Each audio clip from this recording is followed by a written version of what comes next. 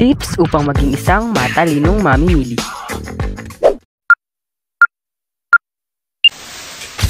Tip number 1. Maging mapanuri sa pagbili upang maiwasan ang di-kalidad ng mga produkto. Ale, pabili po ako nito. Ito ba? Ilan? Maaari ko bang tignan mo na, Ale, bago bumili? Abay, sige, pag-ipilisan mo lang.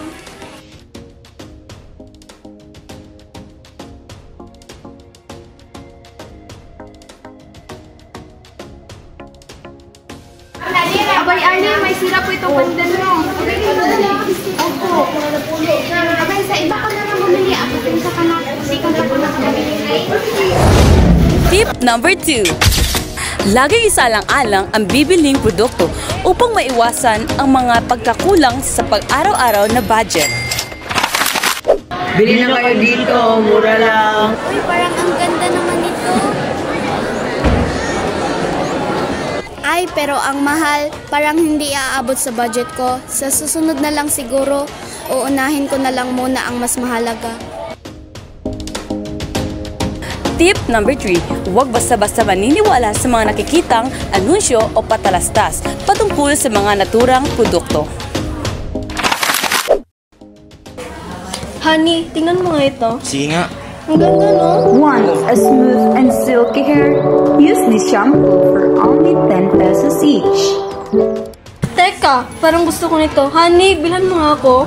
Di ba yan yung produktong ginagamit ni ate? Hala, oo nga, no? Tanungin muna natin siya kung anong naging epekto ng produktong iyan sa kanyang buhok. Sige, tara.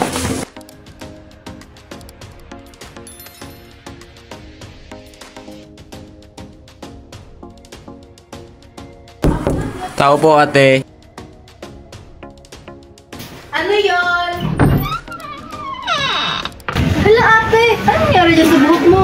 Ewan ko nga, pero simula nung ginamit ko yung produktong ito, ay naging buhagag na yung buhok ko. Naku, ganun ba? Buti hindi mo pa ako binilhan.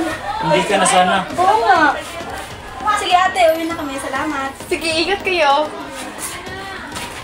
At yun lamang ang iilang tips sa pagiging matalinong mamimili at mapanagutang negosyante. Kaya lagi nating tandaan ang kasabihang ang masusing pag-aral ay susi sa tamang pagpili. At ang tagumpay ng negosyo ay nakasalalay sa tamang pamamahala. Kaya maging matalino at responsable sa lahat ng bagay. Kami ang ikalawang pangkat at ito ang tips sa pagiging isang matalinong mamimili. Paalam!